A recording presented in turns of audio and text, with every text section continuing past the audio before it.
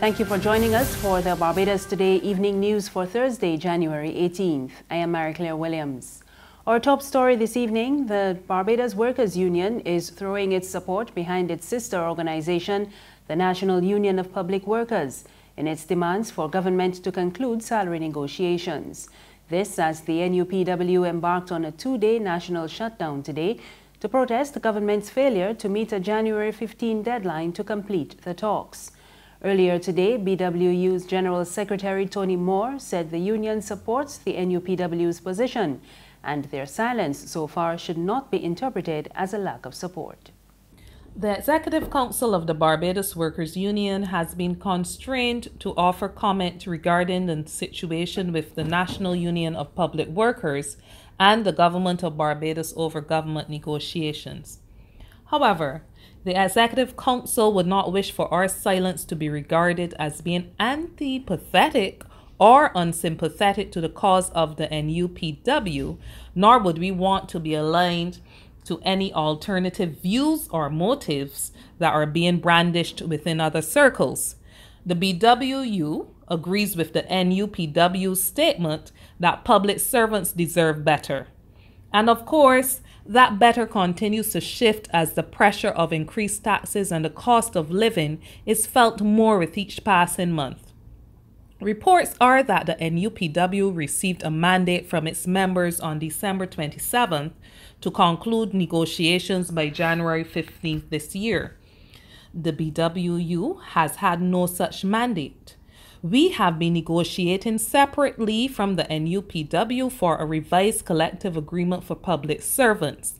But since June 23rd last year, we gave way for the Ministry of the Civil Service to negotiate with the National Union of Public Workers towards having their terms and conditions settled until the Ministry of the Civil Service received a mandate to discuss money.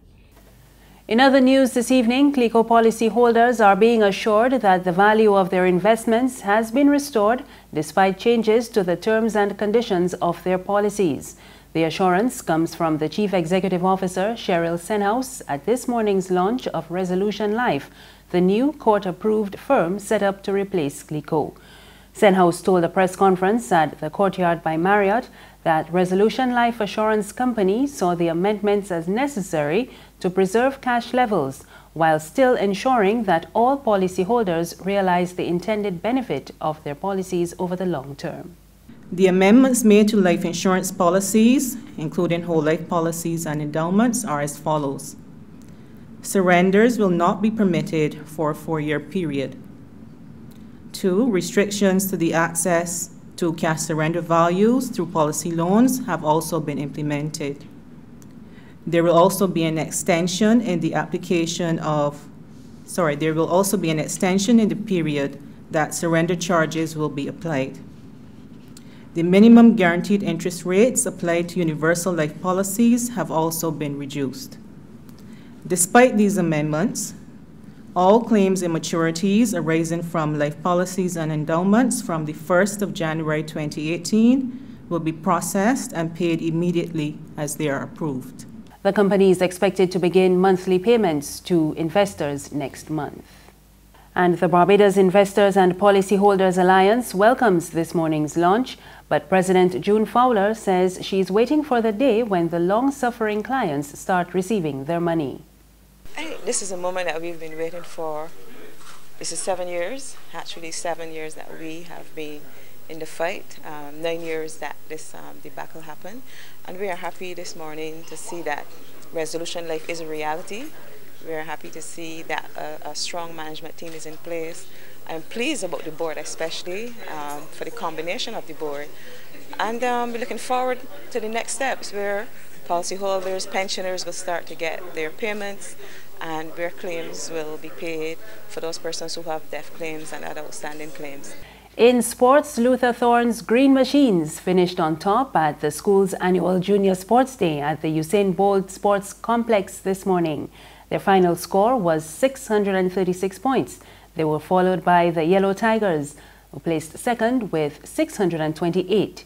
In third place were the Red Lions, and they were followed by the Blue Blazers with 453 points. The champions will be determined tomorrow when the infants have their day on the school grounds in Wildy, St. Michael. There's regional and international news after this short break.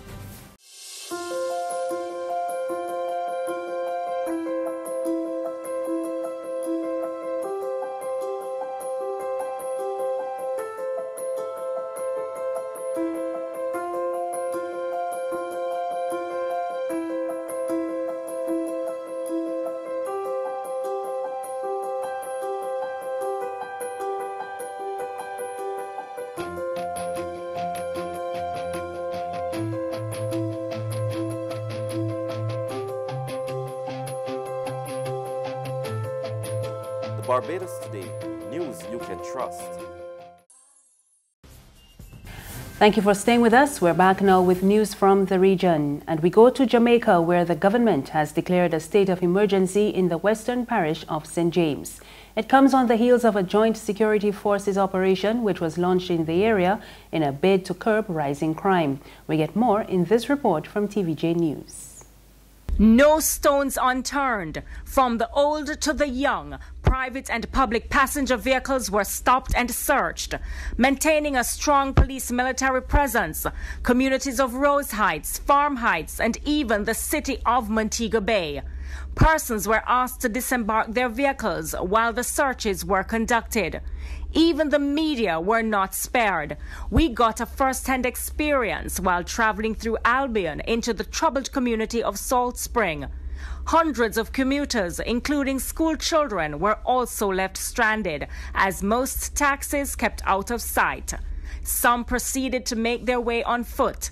It's not business as usual for the parish of St. James. On the international scene, an agreement between North and South Korea to march under a unity flag has been met with strong criticism by many in the South. As we hear in this Reuters report, this highlights a sea change in South Korean attitudes towards their neighbors in the North.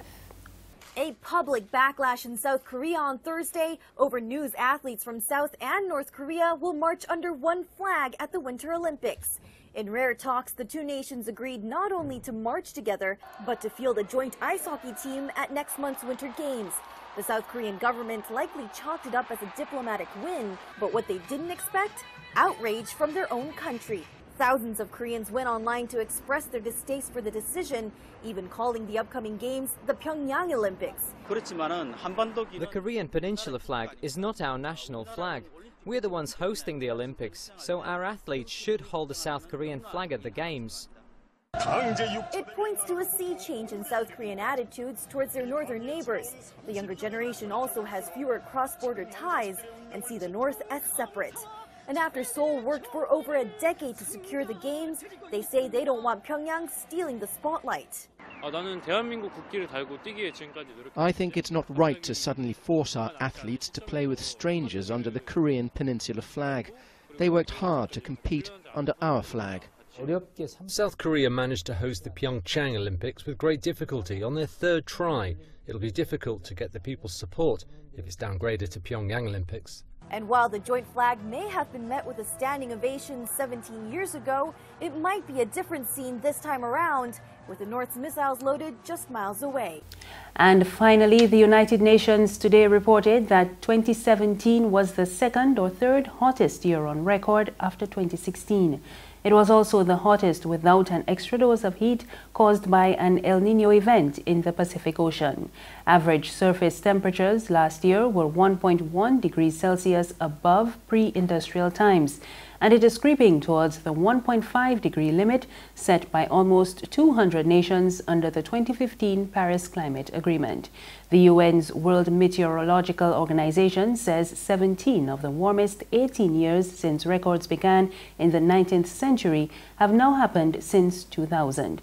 This confirms a warming trend driven by man-made greenhouse gases. That's news this evening. Remember, you can get more on our website, www.barbadostoday.bb. You can also subscribe to our e-paper, email updates, and like us on Facebook. We're on Izumi Media in bus terminals and on Screenplay at supermarkets and gas stations near you. You can also find us on Mix 96.9 FM. I am Marie Claire Williams. Have a good evening.